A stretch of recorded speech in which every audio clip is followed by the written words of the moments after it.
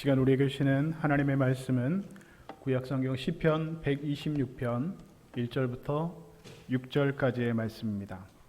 시편 126편 1절에서 6절까지의 말씀, 구약 898면에 있습니다.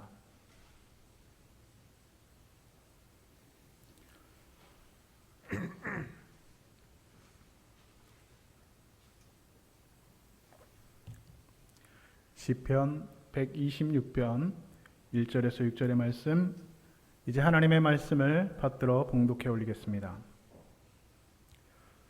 여호와께서 시온의 포로를 돌려보내실 때에 우리는 꿈꾸는 것 같았도다. 그때 우리 입에는 웃음이 가득하고 우리 혀에는 찬양이 찼었도다. 그때 문나라 가운데서 말하기를 여호와께서 그들을 위하여 큰 일을 행하셨다 하였도다. 여호와께서 우리를 위하여 큰 일을 행하셨으니 우리는 기쁘도다. 여호와여, 우리의 포로를 남방 시내들같이 돌려보내소서. 눈물을 흘리며 씨를 뿌리는 자는 기쁨으로 거두리로다. 울며 씨를 뿌리러 나가는 자는 반드시 기쁨으로 그 곡식단을 가지고 돌아오리로다. 아멘. 할렐루야. 추석 명절 잘 보내고 계신가요? 네, 오늘 특별히 오늘 추석 명절 우리 연휴 기간에 있기 때문에 오늘 온 가족이 함께 우리 교육부 있는 우리 어린 친구들, 우리 자녀들이 함께 예배 드리는데요. 또 하나님께서 우리에게 또 귀하게 허락하여 주신 우리 자녀들, 우리 감람나무와 같은 어린 자녀들과 함께 예배 드리는 것이 여러분 지금은 그냥 같이 오늘 예배 드리나 보다라고 생각하실 수 있겠지만, 좀 시간이 지나고 나면 이것이 얼마나 큰 복인가, 그것이 얼마나 하나님께서 우리 가정에게 주신 큰 은혜인가라고 여러분 생각이 되어질 겁니다. 참고로 저는 이 가족들과 생각해 보니까 아내하고 우리 아이들하고 같이 이렇게 나란히 앉아서 예배 드렸던 적이 없었던 것 같아요. 제가 목사이기 때문에 여러분 더 그렇겠죠. 이렇게 오늘 자녀들과 함께 한 자리에서 하나님 앞에 감사의 예배를 올려드릴 때에 오늘 또 우리 가정에게 하나님께서 감사의 풍성한 은혜를 더하여 주실 줄로 믿습니다. 더욱더 감사하고 또 이 결실의 계절, 또 이 풍요의 계절에 하나님 앞에 더욱더 감사함으로 우리의 삶에 감사가 충만한, 감사의 제목들이 충만한 저와 여러분, 또 여러분의 가정들, 생업들 다 되실 수 있기를 우리 주님의 이름으로 축복합니다. 이스라엘에 가면 그 와디라고 하는 곳이 있습니다. 이 와디는 건천이라고 하죠. 마른 시냇가라고 합니다. 이 강은 건기에는 물이 말라서 이 시냇가 바닥이 그대로 다 드러난다는 것이죠. 여러분, 시내에는 물이 있어야 합니다. 왜냐하면 이 물이 없는 시냇가는 생명이 없기 때문입니다. 시내는 물이 없기 때문에 사람들이 그 물을 마실 수도 없고, 그 물을 마실 수 없기 때문에 사람이 생명을 유지할 수도 없고, 또 그 물이 없기 때문에 그 시내에는 물고기도 없다라고 하는 것이죠. 그래서 여러분, 마른 시내, 바로 이 와디는 생명의 강이 아니라 바로 죽음의 강이라고 할 수가 있습니다. 여러분, 우리 삶에도 있어야 될 것이 있지 않고, 그리고 되어야 할 일이 되지 않을 때가 언제든지 있습니다. 우리 인생의 시내에도 우리는 늘 생수의 강이 흐르기를 원하지만, 우리 인생의 시내에도 물이 흐르는 그런 우기도 있고, 우리 인생의 시내에도 물이 흐르지 않는 그런 건기도 있다라고 하는 것이죠. 그래서 잠언 3장 4절은 우리에게 이렇게 말씀하고 있습니다. 울 때가 있고 웃을 때가 있으며 춤출 때가 있고 슬퍼할 때가 있고 춤출 때가 있느니라 라고 잠언 기자는 우리에게 교훈하고 있습니다. 여러분, 그렇죠? 울 때가 있으면 반드시 웃을 때가 있습니다. 슬퍼할 때가 있으면 춤출 때가 있다라는 것이죠. 이렇게 천하만사에 다 때가 있고, 또 하나님께서 우리에게 천하만사의 모든 것이 이렇게 하나님의 뜻 가운데 하나님의 때가 있다고 성경은 우리에게 분명하게 교훈하고 있습니다. 제가 예전에 섬기던 교회에 한 장로님이 계셨는데요. 제가 그 교회에 부임했을 때는 이 장로님은 돌아가시고 난 다음이었습니다. 그런데 그 장로님의 가정에 대한 이야기가 교인들의 입을 통하여서 제가 듣게 되었습니다. 제가 섬기던 교회는 인천에 있던 교회였는데, 이 교회는 그 이북에서 피난 오신 분들이 세운 교회였습니다. 그래서 뭐 예전에 여러분 6.25 때 전쟁에 나서 피난 오신 분들의 여러분 생활이 어떤지 여러분 다 상상이 되시죠? 뭐 재산들, 그 모든 그 소유들을 다 놓고 맨몸으로 도망 나와서 피난 와서 피난 생활을 해야 되니 여러분 그 삶이 얼마나 궁핍했겠습니까? 그래도 이북에서 예수를 믿었기 때문에 그 남한 땅에 내려와서 그 인천 땅에서 새롭게 터전을 잡고 삶을 살아가는데 그 피난민들이 모여 살면서 세웠던 교회가 제가 섬기던 교회였습니다. 그때 한 장로님이 이북에서 내려와서 그 인천에 그 학고방이라고 하죠. 일본어로 학고방이라고 하는데 그 도시락 같이 이렇게 조그만 학고방을 만들어서 피난 생활을 하면서 신앙생활을 하셨습니다. 그래도 신앙생활을 열심히 잘 하셔서 그 교회에서 장로에 피택이 되어서 장로로 섬기고 계셨습니다. 그런데도 불구하고 이분들의 삶은 참 궁핍하기가 짝이 없었습니다. 이 장로님은 교회에서 장로님으로 시무를 하고 계시는데 그 아내 집사님은 무슨 일을 하셨냐면 저기 인천에 가면 연안부두라고 하는 곳이 있는데요. 이 새벽에 연안부두에서 생선을 떼다가 그 생선을 다라이에 이고 와서 인천에 있는 그 동인천에 있는 신포시장에서 가게도 없이 좌판을 벌려놓고 생선을 팔면서 생계를 꾸려오셨다는 겁니다. 그래서 그 떼온 생선을 그 신포시장에서 좌판에서 팔면서 그 학고방 같은 그 집에서 삼형제를 키우면서 아주 어렵게 삶을 살아가고 계셨습니다. 그런데 이 가난한 집에도 뭐 훔쳐갈 게 있다고 어느 날 그 집에 도둑이 들었다는 겁니다. 예전에는 참 그 도둑이 많이 있었죠. 그런데 도둑도 좀 훔쳐갈 것이 있는 집에 갔으면 좋겠는데 그 학고방 같은 그 집에 뭐 훔쳐갈 게 있다고 그 집에 도둑이 들었다는 겁니다. 설상가상이라는 말이 있죠. 눈이 왔는데 그 위에 또 눈이 왔다는 말입니다. 말 그대로 설상가상의 사람입니다. 마른 오징어도 쥐어짜면 물이 나온다고 하더라고요. 그래서 도둑이 들었는지 모르겠지만 뭐 훔쳐갈 게 있다고 그 가난한 집에 그 마른 오징어 같은 집에 무슨 쥐어짤 게 있다고 무슨 물방울이 하나 떨어질 게 있다고 도둑이 들었다는 겁니다. 그 가난한 집에 엎친 데 덮쳤습니다. 설상가상입니다. 인생의 생수의 강에 그렇게 물이 좀 활짝 그렇게 흘렀으면 좋겠는데 물이 좀 줄줄 흘렀으면 좋겠는데 물이 마르다 못해 말라 비틀어졌다는 것이죠. 그렇다면 여러분 이렇게 물이 말라버린 시냇가에서 여러분은 어떻게 해야 되겠습니까? 우리 인생의 강에 우리 인생의 시냇가에 물이 이렇게 말라버렸을 때 우리는 그 자리에서 어떻게 해야 되겠냐는 말이죠. 대부분의 사람들은 물이 마르지 않는 시냇가에서 대부분의 사람들은 그리스도인들을 다 포함해서 먼저는 절망합니다. 그리고 그 절망은 이내 원망으로 바뀌고 그리고 모든 것을 다 포기해버리는 상황에 이르게 된다는 것입니다. 하늘도 무심하시지 하나님도 무심하시지 우리 집에 뭐 훔쳐갈 게 있다고 도둑이 들게 하십니까?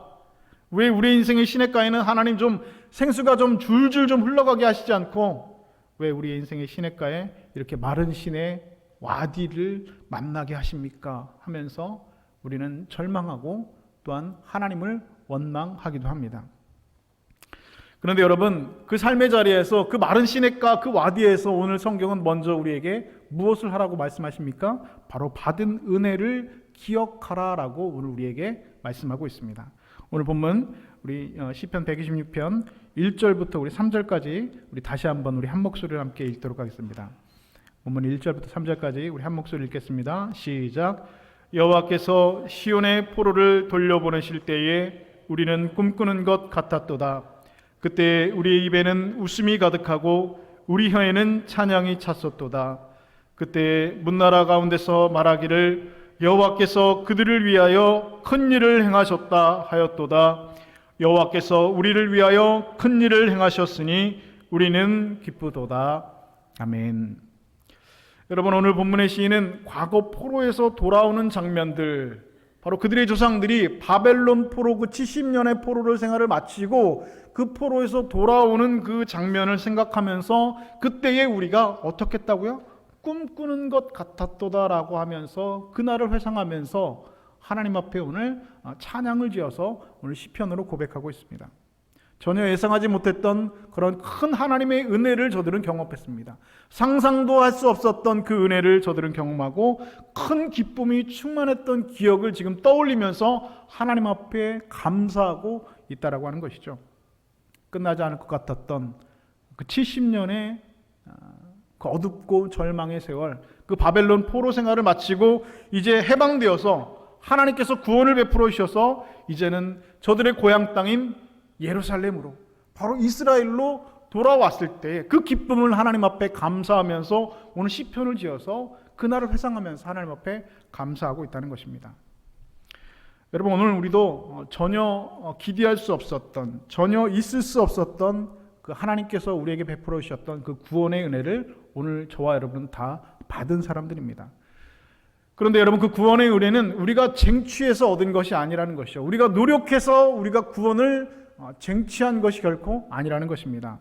우리가 아직 죄인 되었을 때 그리스도께서 우리를 위해서 죽으심으로 하나님께서 우리를 향한 자기의 사랑을 우리에게 확증해 주셨다고 성경은 우리에게 분명히 선언하고 있습니다. 저와 여러분들은 구원받을 만한 조건이 0.01%도 없던 사람들이었습니다. 구원받을 만한 자격이 우리들은 전혀 없었던 사람들입니다. 우리는 죄 가운데 있었던 사람들이고 죄의 종로로 타는 사람들이었고 죄로 말미암아 죽을 수밖에 없었던 우리 인생들이 바로 하나님 앞에 서 있었던 우리들의 모습이었다는 것이죠.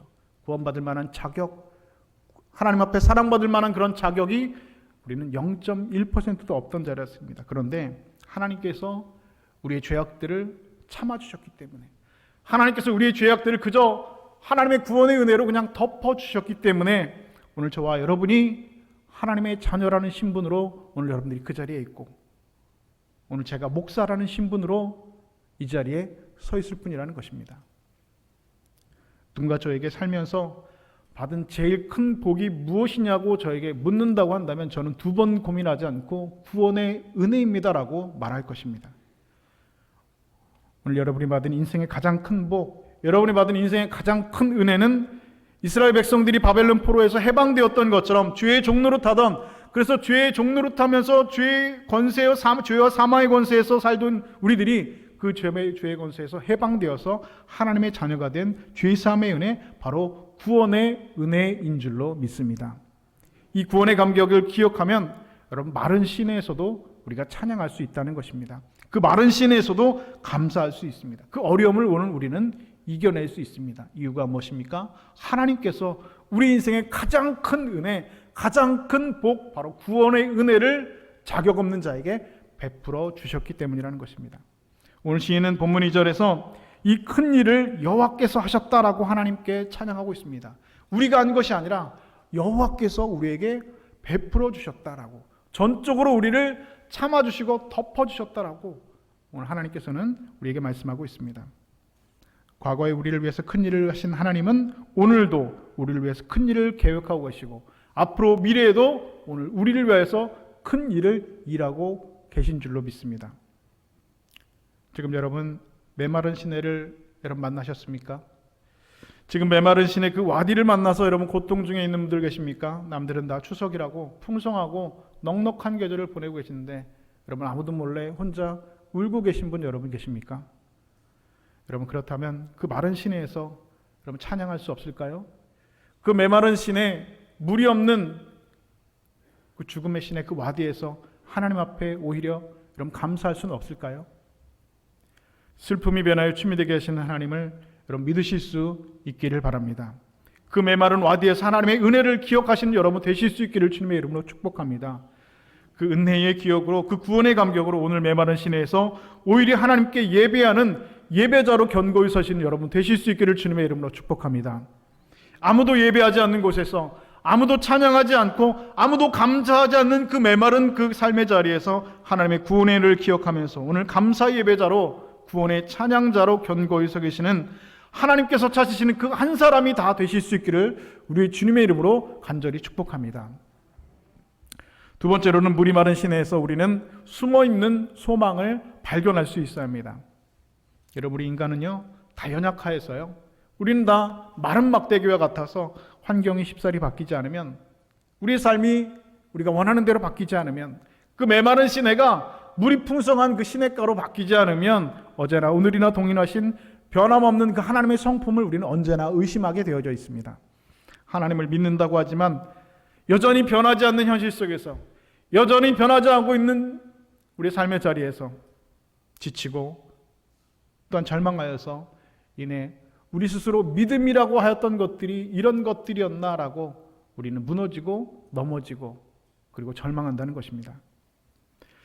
오늘 본문의 시편은 바벨론 포로의 이스라엘의 역사를 배경으로 하고 있지요. 포로 귀환 후에 무너졌던 성전이 다시 세워졌습니다.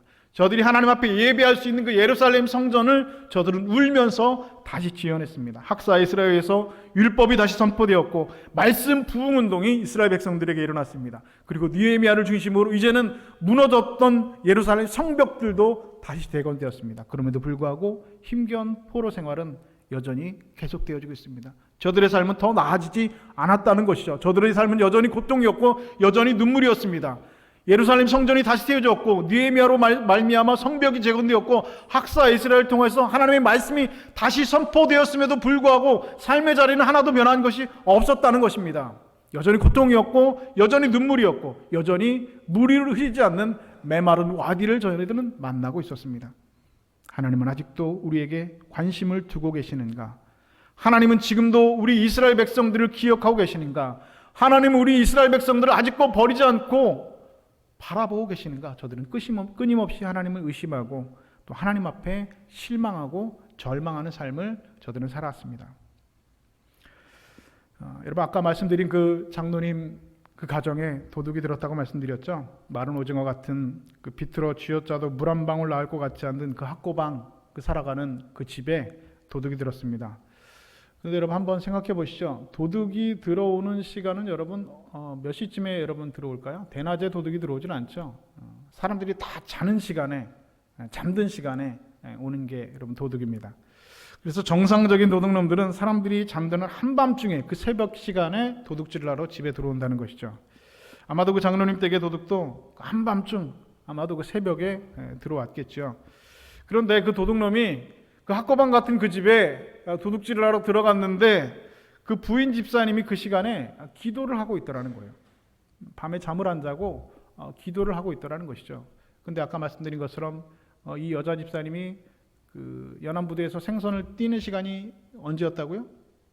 새벽에 생선을 띄는데 지금 언제까지 기도하고 있다는 겁니까? 새벽에 또 새벽 시간까지 기도를 하고 있다는 겁니다. 잠은 언제 자는 거예요? 잠 잘 시간이 없는 거죠. 뭐 자는 둥 마는 둥 그렇게 사는 것입니다. 새벽까지 기도하고 잠을 자는 둥 마는 둥 그렇게 살다가 또 새벽에 또 생선 띠러 나고 하루 종일 좌판에서 생선을 팔고 또 새벽까지 늦은 시간까지 장사하다가 또 새벽까지 기도를 하고 있다는 것이죠. 도둑놈이 도둑질하러 들어갔는데 그 집주인이 밤에 잠을 안 자고 기도를 하고 있는 거예요. 깨어서 기도를 하고 있는 거예요. 그럼 여러분 정상적인 도둑은 여러분 어떻게 됩니까? 그냥 가야죠. 그 집주인이 잠들고 있어야지 몰래 가서 도둑질을 하는 게 도둑놈인데 이 집주인이 잠을 안 자고 기도하고 있으니까 정상적인 도둑은 그냥 집에 가는 게 여러분 정상적인 사고를 하는 도둑놈입니다. 그런데 이 도둑놈이 가서 그 집에 도둑질을 하러 갔는데 그 여자 집사님이 그 집주인이 도둑이 온지도 모르고 그냥 열심히 그냥 기도를 하고 있더라는 거예요. 그럼 여러분 도둑이 그냥 가면 되는데 이 도둑이 좀 이상한 도둑이었나 봐요. 그 기도하는 소리를 그냥 듣고 있더라는 거예요. 그런 도둑이 뭐 있는지 모르겠지만 이 도둑이 도둑질하러 갔다가 그 여자 집사님이 기도하는 소리를 그냥 듣더라는 겁니다.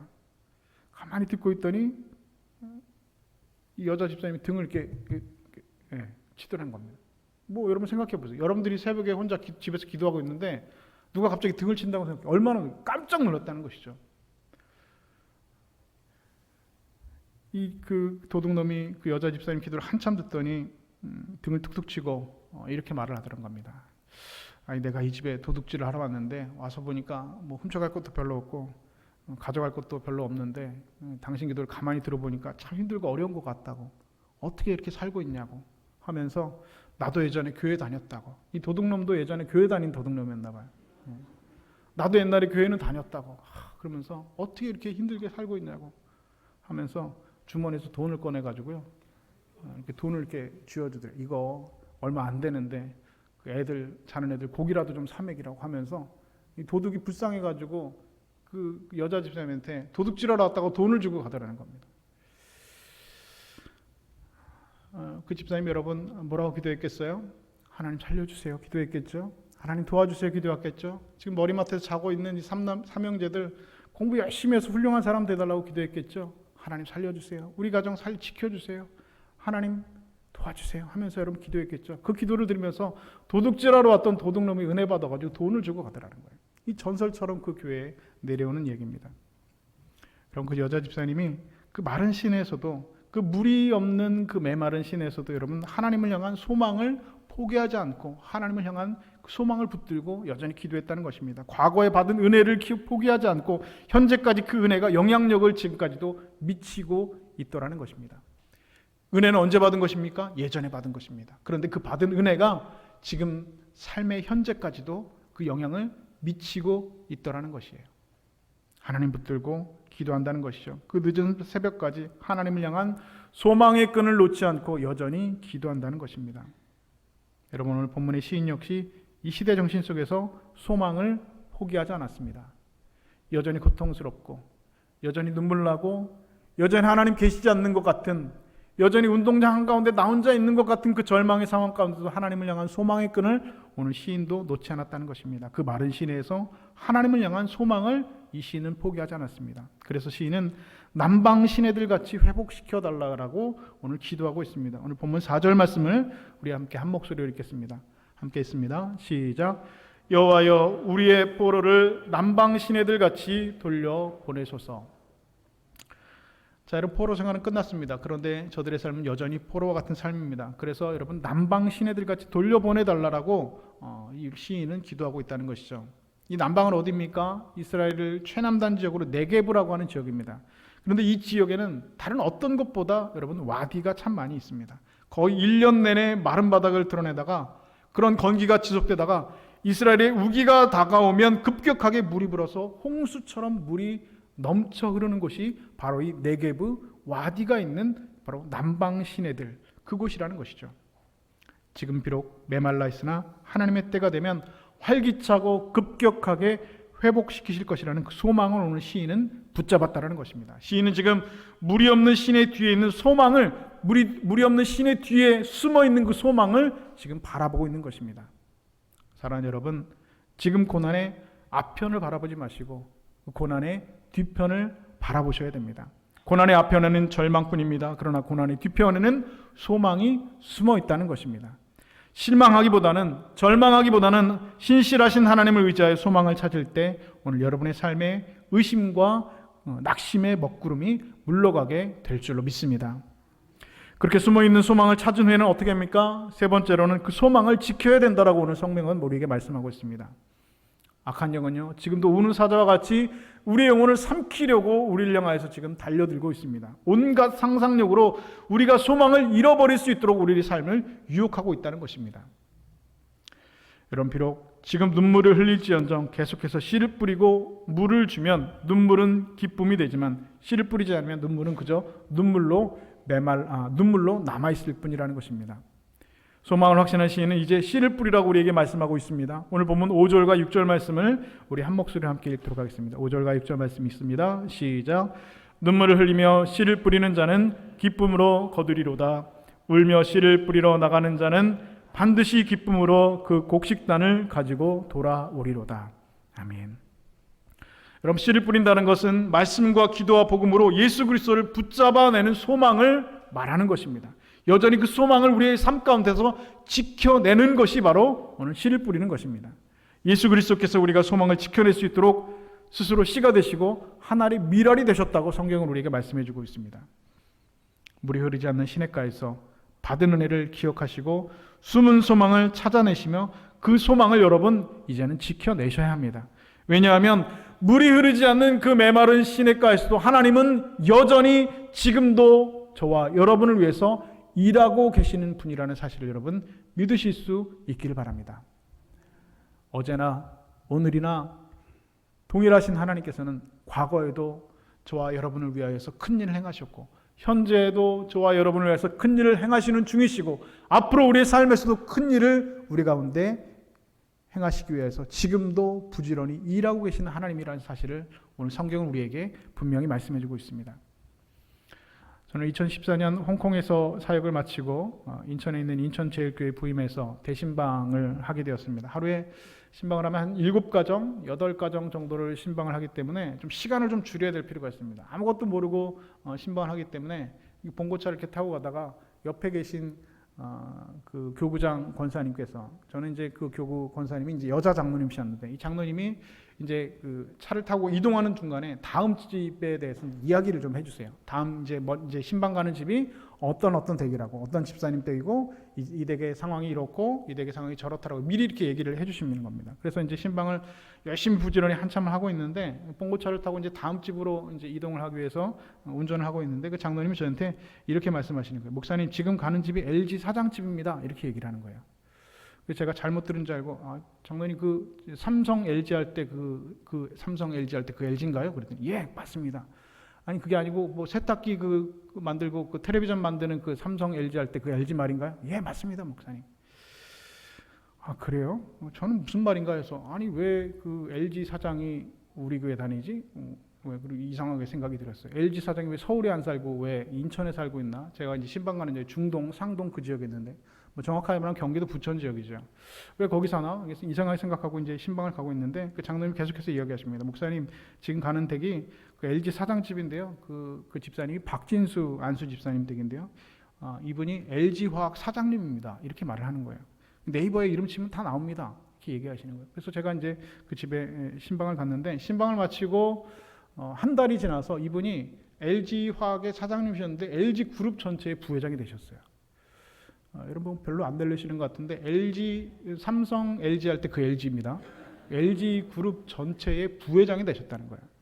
여러분 다 아시는 대로 LG 그룹은 여러분 고 구인의 회장이 설립한 회사고, 그래서 그 자녀들이, 그 다음 세대 자녀들이 다 이 구씨들이 회장, 부회장 각 그 계열 회사의 그 사장들을 다 맡고 있는데, 그 구씨가 아닌 사람이 유일하게 이 박씨가 LG 그룹 전체의 부회장이 된 것은 여러분 유일무이한다는 것이죠. 그러니까 평사원으로 입사를 해서 그룹의 부회장이 된 것까지 입사한 전설적인 분이 바로 그분이라는 겁니다. 그러니까 제가 신방 가는 집이 LG 그룹의 부회장 집이었다는 거예요. 그래서 여러분 드라마에서 보는 그 회장님 집 있죠? 예. 제가 그런 집에 신방을 간 거예요. 그것도 LG 그룹 부회장 집에 제가 신방을 간 거예요. 여러분 뭐 별로 안 놀라시는 것 같은데, 이 집이 굉장히 대단한 집입니다. 여러분 예배 마치고 네이버에 한번 박진수라고 한번 쳐보세요. 그 네이버에 보면 그 유명인들 이름이 나오지 않습니까? 그래서 제가 설교 준비하다가 요즘엔 어떻게 하고 계신가 네이버에 검색을 해봤습니다. 이렇게 나옵니다. 박진수 1952년 3월 1일생, 올해 71세시고 인천 재물포고등학교를 졸업하고 서울대학교 화학공학과 학사시고 2014년에 LG화학 대표이사고 2014년에 LG그룹의 부회장을 지냈고, 그리고 2018년부터 현재까지 LG화학 이사회 의장을 맡고 계시다. 이렇게 네이버에 이렇게 나와 있더라고요. 제가 그 댁에, 그 회장님 댁에 그 신방을 가봤는데, 이 드라마에서 봤던 그런 집이 아닌 거예요. 뭐 여러분 드라마에서 보는 그 회장님 집은 여러분 뭐 대단하잖아요, 그렇죠? 뭐 2층 집에 뭐 거실도 엄청나게 넓고 뭐 가구들도 뭐 엄청나고, 그런 집일 거라고 저도 상상을 하고 집에 딱 갔는데, 뭐 그런 뭐 저택도 아니고요, 그냥 아파트, 조금 넓은 평수이긴 했는데 그냥 아파트입니다. 뭐 좀 좋은 집이 좀 넓고 좀 좋긴 했는데, 뭐 드라마에서 보던 뭐 그런 뻑적지근하고 화려한 집은 아니었다는 거예요. 나중에 알고 보니까 이분이 참 검소하신 분이었다는 거예요. LG그룹의 부회장쯤 되면, 그룹 전체의 부회장쯤 되면 그럼 돈이 없겠습니까? 돈이 없어서 여러분 집을 여러분 그렇게 뭡니까 누추하게 살지는 않겠죠. 근데 이분이 참 검소하셨다는 거예요. 그리고 교회 헌금하실 때는 1년에 헌금을 몇 억씩 그렇게 헌금을 최선을 다해서 하신다는 거예요. 여러분 부자도요, 헌금하기가 쉽지가 않습니다. 돈이 많다고 헌금을 많이 하는 거 여러분 결코 여러분 쉬운 게 아닙니다. 돈이 많아도 여러분 믿음이 없으면요, 하나님을 사랑하는 그 마음이 없으면 여러분 헌금하기가 쉽지가 않습니다. 그런데 이분이 그렇게 검소하게 사시면서도 교회 때마다, 이렇게 교회 어려울 때마다 교회 헌금을 이렇게 몇 억씩 하셨다는 거예요. 그런 것보다 했습니다. 근데 그해 가을에 교회에서 남선교회의 수련회를 했습니다. 그래서 이 교육자들이 다 참석을 했는데 이 남선교회 회원들만 모아놓고 이제 기도원을 빌려서 이제 전체 이제 수련을 하는데 이 박진수 집사님이 LG 그룹의 부회장으로 승진한 지 얼마 안 돼가지고 그 남선교회 회원이기도 하지만 남선교회 수련회 강사로 초대돼 가지고 거기에 오신 거예요. 제가 이제 여기서부터는 이전까지는 제가 전해 들은 얘기고 이제부터는 내가 직접 그분에게 직접 들은 얘기입니다. 이분이 강사로 오셔서 이 남선교회 수련회 때 하시는 말씀들이 이제 부회장이 딱 승진하고 나니까 기자들이 찾아와 가지고 뭐 난리가 났다는 거죠. 이 평사원으로 입사해서 LG 그룹 전체의 부회장까지 승진을 한 전설적인 인물을 취재하기 위해서 이 신문 기자들이 찾아와 가지고 인터뷰를 요청을 한다는 거죠. 기자들이 막 찾아와서 질문을 합니다. 부회장님 평사원으로 입사해서 LG그룹 전체의 부회장까지 승진하셨는데 비결이 뭐가 있을까요? 라고 물어봤다는 겁니다. 근데 집사님이 이렇게 대답하셨다는 겁니다. 제가 이렇게 큰 복을 받은 것은 다 우리 부모님의 기도 덕분입니다. 라고 얘기를 했다는 겁니다. 이분이 어렸을 때 자고 있으면 자다가 어렴풋이 깨면 엄마가 기도하는 머리맡에서 기도하는 소리에 잠에 깼다는 겁니다. 그리고 또 잠들면 또 자다 잠깐 깨면 또 여전히 엄마가 기도하고 계시고 그리고 자다가 또 깨면 또 옆에 졸고 계시다가 또 기도하고 계시고 이렇게 항상 옆에서 기도하시는 어머니를 기억하면서 살았다는 것입니다. 그래서 제가 이렇게 오늘날 큰 복을 받은 것은 내가 잘나서가 아니라 내가 뛰어나서가 아니라 내가 뭐 열심히 해서가 아니라 다 우리 부모님의 기도 덕분입니다라고 말을 했다는 겁니다. 여러분 이 박진수 이 부회장님이 앞에서 말한 그 학고방에서 삼형제 키우면서 생선 팔면서 기도하는데 도둑놈이 들어온 그 집사님의 장남이었습니다. 나중에 이 박 집사님이 인천제일교회 장로님이 되셨어요. 지금도 여러분 제가 찾아보니까 은퇴 장로님이 되셔서 그 교회를 잘 섬기고 계셨습니다. 이 집사님 제가 있었을 때 이분하고 제가 만날 일이 많이 없었지만 로비에서 이렇게 안내를 부목사였기 때문에 로비에서 안내를 하다 보면 이분은 꼭 7시에 주일날 7시 일부 예배를 오셨어요. 나중에 몰랐는데 7시에 일부 예배 오는 것도 참 성실하시고 부지런한 것인데 나중에 알고 보니까 이분이 그 LG 사장으로 계실 때, 그것도 부회장으로 할 때 출장을 그렇게 많이 가셨는데 특별히 그때 그 화학 제품 관련해서 중국 출장이랑 유럽 출장이 많았는데 아무리 바쁜 일이 있어도 주일날이 되면 토요일날 밤 비행기를 타고 새벽에 오신다는 거예요. 그리고 주일날 일부 예배 와서 목사님들을 악수하고 주일 예배 본교회 예배를 드린다는 겁니다. 여러분 새벽에 생선 띄어다가 신포시장에서 생선 팔면서 그 피곤한 중에서 밤늦게 기도하던 그 집사님, 도둑이 들어온지도 모르고 기도하는 그 집사님, 도둑이 은혜 받아서 애들 고기라도 사 먹이라고 돈 주러 간 집사님 아들이 나중에 LG그룹의 부회장이 되어서 기자들에게 하는 말이 내가 이렇게 복 받은 것은 내가 잘나서가 아니라 우리 부모님의 기도 덕분이다라고 그런 말하다고 고백하더라는 거예요. 그 집사님 내가 뭐라고 기도했겠습니까? 그 마른 시냇가에서 물이 나오지 않는 그 시냇가에서 여러분 아무리 빗들어 짜도 물 한 방울 나오지 않는 오징어 같은 그 집안에서 여러분 무슨 소망이 있길래 여러분 그 늦은 시간까지 여러분 기도했겠습니까? 어떤 소망이 있어서 여러분 기도했겠습니까? 무슨 여러분 나올 것이 있어서 하나님 앞에 여러분이 그 늦은 시간까지 여러분 도둑이 온지도 모르고 여러분 기도했겠습니까? 자고 있는 삼형제 위해서 여러분 기도하지 않았겠어요? 하나님 구원의 은혜가 감사해서 여러분 기도하지 않았겠습니까? 하나님 도와달라고, 하나님 아니면 내가 죽습니다라고, 하나님 살려달라고 여러분 그 늦은 시간까지 여러분 기도하지 않았겠습니까? 조금 있으면 또 생선 떼러 나가야 되는데 그 늦은 시간까지 그 자녀들 머리맡에서 여러분 기도의 삶을 지켜냈다는 것입니다. 사랑하는 여러분, 눈물로 씨를 뿌리는 자가 기쁨으로 단을 거둘 줄로 믿습니다. 지금 물이 마르지 않는 시내에서 여러분 절망하는 분들 계십니까? 그 절망 중에서도 여러분 여전히 자녀를 위해서 기도하시지요? 그런데 여러분이 기도하지 않는데, 내가 자녀들을 위해서 기도하지 않는데 자녀들이 여러분 잘 되고 있다는 분들 계십니까? 나는 자녀들 별로 기도 안 하는데 애들이 여러분 별 문제 없습니다. 여러분 그런 분들 계십니까? 여러분 그거 보고 아닙니다. 기도하지 않는데 아무 일도 없고, 기도하지 않는데 자녀들이 잘 되고, 기도하지 않는데 건강하고, 기도하지 않는데 사업 잘 되고, 기도하지 않는데 애들이 속 썩이지도 않고 공부 잘한다. 여러분 그거 여러분 복이 아니라는 것이에요. 여러분 자녀를 위해서 기도하시는 부모들 다 되실 수 있기를 주님의 이름으로 축복합니다. 여러분이 농부의 마음으로 오늘 눈물로 기도의 씨를 뿌릴 때, 그리고 예배의 씨를 뿌리고 감사의 씨를 뿌리고 눈물의 씨를 뿌릴 때에 오늘 하나님께서 기쁨으로 반드시 거두게 하실 줄로 믿습니다. 사랑하는 여러분, 물이 흐르지 않는 그 마른 시내에서 기도하십시다. 물이 흐르지 않는 그 마른 시내에서 오늘 여러분 예배하십시다. 물이 흐르지 않는 그 여러분 마른 땅에서 여러분 감사하십시다. 하나님께서 여러분이 지금 눈물로 뿌린 기도의 씨, 그리고 감사의 씨 그 예배의 씨를 남방 시내들 같이 돌려보내실 때에 오늘 기쁨으로 단을 거두게 하실 줄로 믿습니다.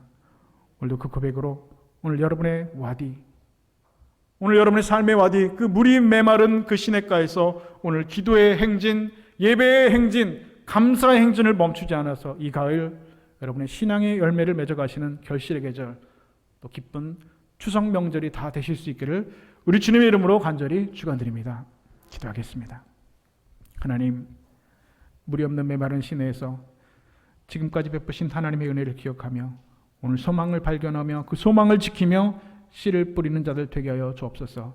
지금 눈물 날지라도 그 눈물이 오늘 우리에게 소망이 되게 하심을 믿고 여전히 씨를 뿌리는 자들 되게 하여 주시옵소서.